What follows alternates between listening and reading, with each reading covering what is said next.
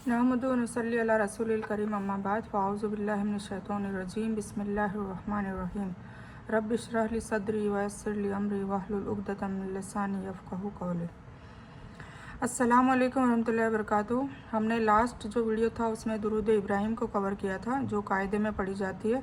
उससे पहले तशहुद था, मतलब अत्तहियातों का तर्जुमा हमने समझा था।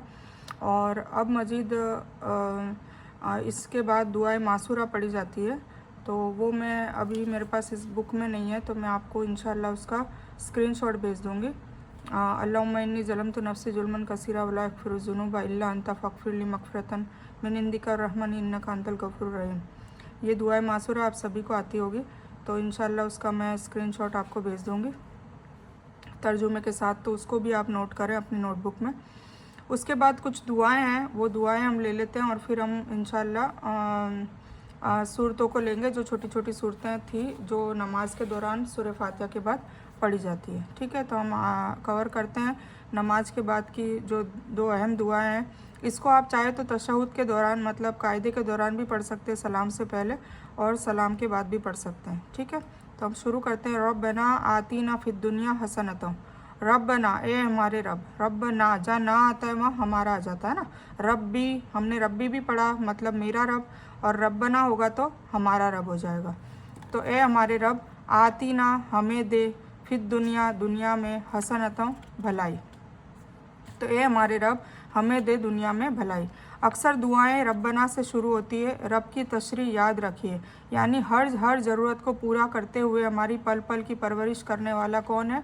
सिर्फ़ और सिर्फ हमारा रब है। ठीक है, दुनिया की हसना में नीचे कुछ चीज़ें शामिल होती है, जैसे ज़रूरियात ज़िंदगी। अब दुनिया को हसीन बनाने के लिए, हुस्न पैदा करने के लिए क्या क्या ज़रूरी है? एक तो अच्छी सेहत, ख़ानदान की फलाह, जो भी ख़ानदान है उसमें तरक्की, इज़्ज़त में तरक्की, वक़ार, माल में तरक्की, दौलत में तरक्की, नौकरी में तरक्की, तिजारत में तरक्की, ख़ानदान में तरक्की, बच्चे वगैरह उन लोगों की तरक्की, बच्चे के रिश्ते वगैरह उसमें तरक्की, दोस्त वगैरह में तरक्की। तो ये सारी जो चीज़ें वो दुनिया के हसना में आ जाती है। और वह जो चीज़ें हैं जो आखिरत के लिए सूदमंद है, वो है कि फ़ायदेमंद इल्म हम हासिल करें, सही अकीदा हो, सही दीन को समझे, अच्छे अमाल हो, इखलास के साथ हमारे अमाल पेश करें, हम अच्छे अखलाक बरते, हमारी तरबियत अच्छी हो, और इन सभी से हमारा फिर आने वाला जो फ्यूचर है, हमारा आखिरत है, मरने के बाद जो होने वाली हमारी ज़िंदगी है, वो भी इंशाल्लाह बेहतर होगी।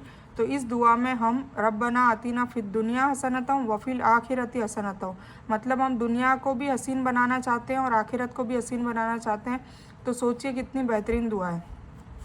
ठीक है, तो कोई भी चीज़, माल और अमन व सुकून, इसके अलावा तो जिसमें इस्लाम के अहकाम पर अमल किया जा सके, जैसे कि कोई भी चीज़, माल, दौलत, नौकरी, तिजारत, बच्चे, दोस्त वगैरह, उसमें अगर हसना नहीं है, मतलब वो अल्लाह के हिसाब से, कायदे कानून के हिसाब से नहीं चल रहा है, तो फिर वो आखिरत को बर्बाद कर रहा है। ठीक है, तो इसीलिए हमें दुनिया भी इतनी हसीन जीनी चाहिए, अल्लाह के हिसाब से जीनी चाहिए कि हमारी आखिरत भी हसीन हो, बर्बाद ना हो। अब इस दुआ को ज़िंदगी में लाने के लिए हम दुआ, एहतिसाब, प्लान और तबलीग का सादा फार्मूला देखते हैं। दुआ तो हमने कर ली, अब एहतिसाब ये करना है कि क्या मैंने सोचा है कि दुनिया में जिस चीज़ के पीछे दौड़ रहा हूँ या दौड़ रही हूँ वो ठीक है, और उसे मांगने के बाद अगर मुझे वह ठीक चीज़ नहीं मिली, काफ़ी कोशिश करने के बाद भी नहीं मिली, तो क्या मैं मुतमईन रहता हूँ या रहती हूँ? मतलब नहीं मिली तो ये सोचकर मुतमईन हो जाते हैं क्या हम कि अल्लाह के हर फैसले में खैर है, अगर वो नहीं मिली है तो वो मेरे लिए अच्छा होगा, क्योंकि अल्लाह का डिसीजन गलत नहीं होता, नाउज़ुबिल्लाह। ठीक है, तो इस तरीके से अपना मुआवजा लें, अपना दिल को टटोलें कि क्या हम इस टाइप से सोचते हैं या करते हैं। और अगर नहीं सोचते या चलो गलत हो गया, तो आज से प्लान बनाइए कि रोज़ाना सुबह से शाम तक का शेड्यूल बनाया जाए, ताकि दुनिया व आखिरत की हसनात हासिल हो सके। तबलीग है, मतलब लोगों को पैगाम दूसरों तक भी पहुंचाना है। हमने कल ही पढ़ा था कि हुजूर पाक सल्लल्लाहु अलैहि वसल्लम ने कहा है कि अगरचे एक भी आयत आपको समझ में आ जाए तो वो अमल भी कीजिए और लोगों तक भी पहुँचाएँ। अब आखिरत की हसना में शामिल है अल्लाह की खुशनुदी, जन्नत, रसूल सल्लल्लाहु अलैहि वसल्लम की कुर्बत, सारे घर वालों का हमेशा का साथ, और सबसे बढ़कर अल्लाह ताला के दीदार का मौका और उसकी रज़ा। ठीक है, ये है हमें आखिरत में हसीन बनाने वाली बातें, हमारे भलाई की बातें। वकीना अजाबन नार, और हमें, वह मतलब और, कीना मतलब हमें बचा, अजाबन अजाब से, किसके अजाब से, आग के अजाब से। कौन सी आग, दोजक की आग। ठीक है, तो ये पूरी दुआ कंप्लीट होती है। उसमें पहले हमने दुनिया मांगी, रब्बना आतीना फिद दुनिया हसनता, दुनिया में भी भलाई अता फरमा, हसन का मतलब होता है भलाइयाँ, वफ़िल आखिरती हसनता, और आखिरत में भी भलाई अता फरमा, वकीना अजाबन नार, और हमें आग के, जहन्नम की आग से के अजाब से बचा। ठीक है, उलमाए किराम फरमाते हैं कि अगर कोई मुसलमान गुनाहगार हो तो जन्नत में दाखिले से पहले उसके गुनाहों की सफाई ज़रूरी है। यह सफाई की मुख्तलिफ़ शक्लें हो सकती है, मसलन इस्तग़फ़ार, दुनिया की मुश्किलात, मौत पर मशक्क़त, कब्र की और हसर की सख्तियाँ वगैरह वगैरह। अगर यह भी काफ़ी ना हो तो उसको आग में डाला जाएगा ताकि उसकी सफाई हो जाए, उसके बाद उसको जन्नत में दाखिला नसीब होगा। अस्तग़फ़िरुल्लाह। ठीक है, तो हमें अल्लाह ताला से हमेशा ये दुआ भी मांगनी है और ऐसे अमाल भी करने हैं, ऐसी कोशिश भी करनी है कि हमारे अमलों से अल्लाह राज़ी हो जाए। और वो अमल कौन से होंगे, कुरान और हदीस के हिसाब से होंगे, सुन्नत के हिसाब से होंगे। और अगर अमाल भी हम कर रहे हैं और खालिसतन हमारी नीयत नहीं है, यानी नीयत में दिखावा या शेखी आ जाती है, तो भी वो अमल बर्बाद हो जाते हैं। तो हमें हर चीज़ का ध्यान देकर दुनिया को जीना है और इंशाअल्लाह, और उसके अलावा भी इस्तग़फ़ार कसरत से करना है और अल्लाह से दुआ भी मांगनी है। अल्लाहुम्मा इन्नी असअलुका अल जन्नतुल फिरदौस व बिगैरि हिसाब, या अल्लाह ताला बिना हिसाब किताब के तो जन्नतुल फिरदौस में दाखिला अता फरमा। आमीन सुम्मा आमीन या रब्बल आलमीन। सफ़ाई की मुख्तलिफ़ सूरतों में से सबसे आसान जो है वो है इस्तग़फ़ार। इस्तग़फ़ार करते रहें कसरत से और बचते रहें गुनाहों से। इसलिए हमको ज़्यादा से ज़्यादा इस्तग़फ़ार करते रहना चाहिए। अल्लाह के रसूल सल्लल्लाहु अलैहि वसल्लम ने रोज़ाना 100 से ज़्यादा मरतबा इस्तग़फ़ार किया करते थे, है ना। वो तो इतने मासूम थे, उन्हें पहले ही जन्नत की बशारत थी, सब कुछ था, पर उसके बावजूद वो 100 से ज़्यादा बार इस्तग़फ़ार किया करते थे। क्यों? क्योंकि हमें मैसेज दिया कि हमें ये करना है, हमें उनकी नकल करनी है ना, उनकी सुन्नतों पे चलना है, तो फिर हमें भी करना है। तो क्या हम इस्तग़फ़ार रोज़ाना करते हैं? नहीं करते हैं तो आज से शुरू करें।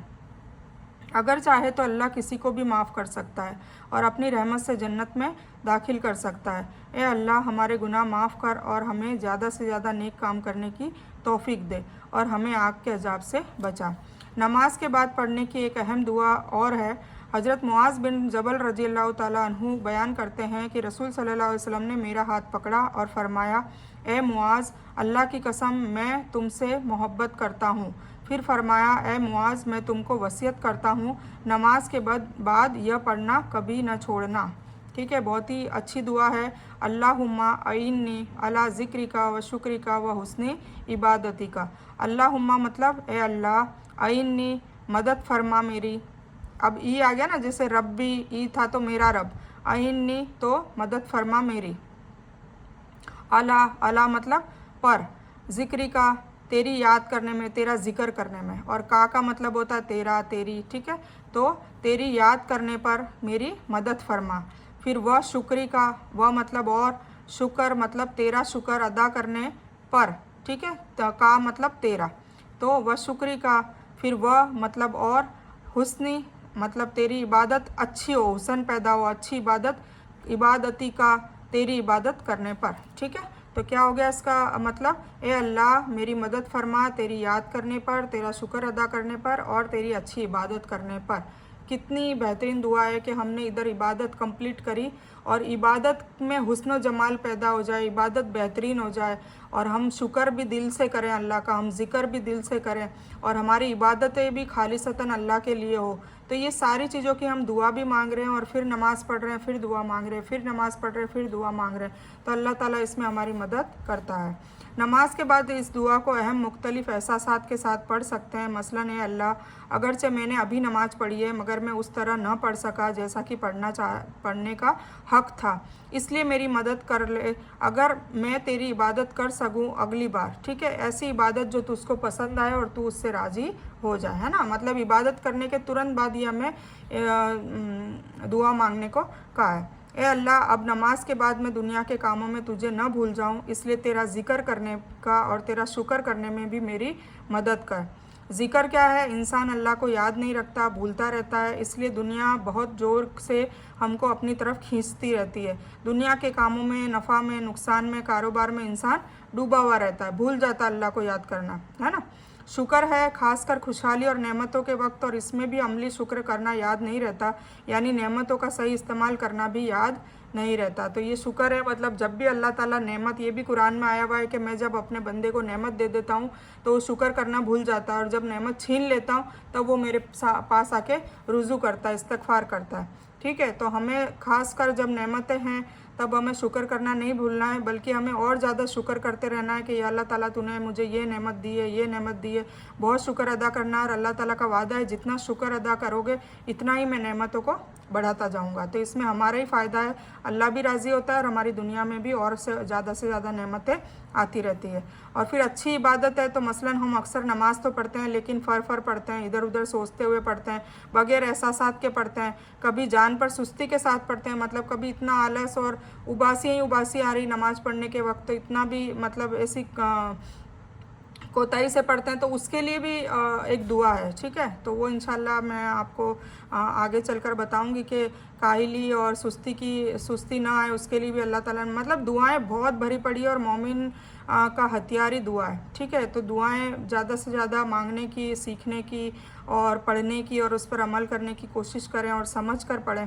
ठीक है, और ज़्यादातर हुजूर पाक सल्लल्लाहु अलैहि वसल्लम ने जो दुआएं पढ़ने को बताया है वो ज़्यादातर उसका ज़्यादातर आप शेड्यूल में डालें, उसको कसरत से पढ़ें। तो ए अल्लाह मैं सारी ज़िंदगी इस तरह गुजारूँ कि वह तेरी बेहतरीन इबादत हो जाए। ठीक है, तो ये 2 बेहतरीन दुआ थी जो आज मुझे बतानी थी, जो नमाज के बाद भी या फिर आप तशहुद और दुरूद इब्राहीम और उसके बाद दुआए मासूरा, उसके बाद भी ये दुआएं सलाम से पहले पढ़ सकते हैं। ठीक है, तो हम आज चलिए हम नेक्स्ट एपिसोड में ही लेंगे। हम इंशाल्लाह अगले एपिसोड में सूरह अल इखलास लेंगे, क्योंकि एक सूरह का एक ही वीडियो बनेगा तो सही रहेगा, उसको सही से समझ में आएगा। ठीक है, तो हम पीछे की जो 10 सूरतें हैं इंशाल्लाह उसको कवर करने की कोशिश करेंगे एक वीडियो में। तो आज का मैं जो दर्स है, आज का बयान है, वो यहीं मुकम्मल करती हूँ। इस बयान में कुछ भी दीन की अच्छी और हक बात आई है वो सिर्फ़ और सिर्फ अल्लाह की तरफ से है, और बुरी या गलत बात जो गलती से या जज्बात में आकर मेरे मुंह से कुछ भी गलत वर्ड या कोई बात निकल गई हो तो वो मेरी तरफ से है, और इस गलती के लिए मैं अल्लाह अज़्ज़ व जल से और आप सभी लोगों से माफ़ी की तलबगार हूँ। मैं कोई आलिमा नहीं हूँ, सिर्फ तालिब इल्म हूँ। अल्लाह मेरी कोशिश से आप सभी को सही नफ़े बख्श इल्म पहुँचाए और मैं आप लोगों की हिदायत और हिकमत में सदका जारिया बनूँ, बस मेरी यही तमन्ना है। आमीन सुम्मा आमीन या रब्बल आलमीन। रब्बना आतिना मिन लदुनका रहमतन व हय्यि लना मिन अमरिना रशदा। अल्लाहुम्मा सल्लि अला मुहम्मद व अला आलि मुहम्मद कमा सल्लैता अला इब्राहीम व अला आलि इब्राहीम इन्नका हमीदुम मजीद। अल्लाहुम्मा बारिक अला मुहम्मद व अला आलि मुहम्मद कमा बारकता अला इब्राहीम व अला आलि इब्राहीम इन्नका हमीदुम मजीद। व आखिरु दावाना अल्हम्दुलिल्लाहि रब्बिल आलमीन।